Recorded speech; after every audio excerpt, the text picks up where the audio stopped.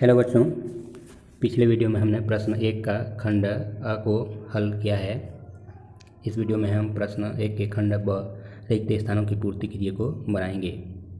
पहला सवाल, दो वृत्त सर्वांगसम कहे जाते हैं यदि उनकी खाली स्थान बराबर हो। खाली स्थान में होगा त्रिज्या बराबर हो। दूसरा, आयकर विभाग द्वारा प्रत्येक व्यक्ति, संस्था या कंपनी को एक पहचान संख्या दी जाती है जिसे खाली स्थान कहते हैं। इसका उत्तर होगा पैन नंबर या फिर टैन नंबर।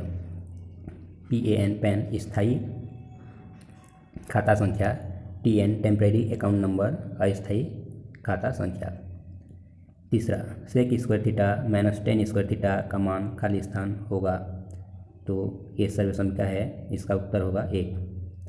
जबकि सेक स्क्वायर थीटा बराबर होता है 1 plus tan square theta. Tan square theta को पक्षांतर करने पर sec square theta minus tan square theta का मान 1 मिल जाएगा। चौथा, किसी रैखिक समीकरण निकाय के अनंतः अनेक हल होते हैं तब रेखाएं खाली स्थान होंगी। खाली स्थान में समपाती होंगी। जब दो रेखाएं समपाती होती हैं तो रैखिक समीकरण निकाय के अनंतः अनेक हल होते हैं। चक्रीय चतुर्भुज का एक कोण 90 डिग्री हो तो उसका सम्मुख कोण खाली स्थान अंश का होगा। इसका उत्तर होगा 90 अंश होगा, क्योंकि चक्रीय चतुर्भुज का सम्मुख कोणों का योग 180 अंश होता है। इसमें एक कोण 90 का है तो दूसरा 180 माइनस 90 यानी कि 90 अंश का होगा। यदि आपको ये समझ में नहीं आ रहा है तो कमेंट सेक्शन में आप कमेंट करेंगे तो हम इसका हल बनाकर आपको बताएंगे। प्रश्न 1, खंड स, सत्य अथवा असत्य लिखना है। पहला, कार्तीय अक्ष के प्रतिच्छेद बिंदु को मूल बिंदु कहते हैं। ये सत्य कथन है।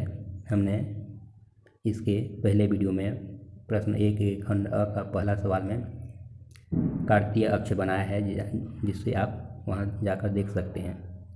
दूसरा, यदि x अनुपात y अनुपात z हो तो y को मध्यानुपाती कहते हैं। यह सत्य है, क्योंकि y मध्य में है तो इसे मध्यानुपाती कहेंगे।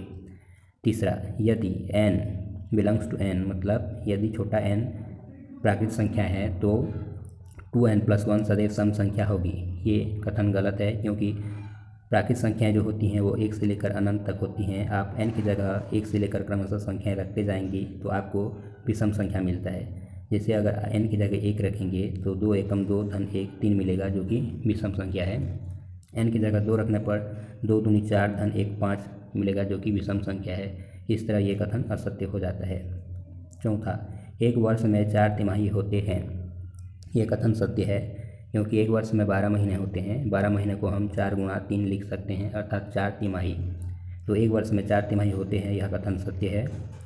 अब पाँचवां सवाल में दो समरूप त्रिभुज सदैव सर्वांगसम होते हैं। यह कथन भी गलत है, क्योंकि दो एक ही जैसे दिखने वाले लोगों के सभी अंग समान होंगे, यह सत्य नहीं हो सकता। जैसे कि आप अपना फ़ोटो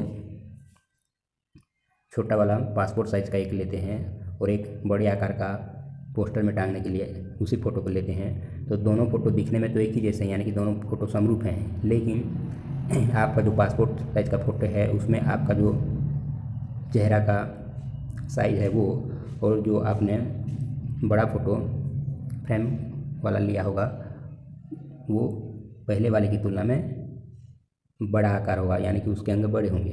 अतः जबकि दोनों के रूप समान हैं, लेकिन रूप समान होते हुए भी दोनों के अंग समान नहीं होंगे। इसलिए दो समरूप त्रिभुज सदैव सर्वांगसम होते हैं, यह कथन गलत है।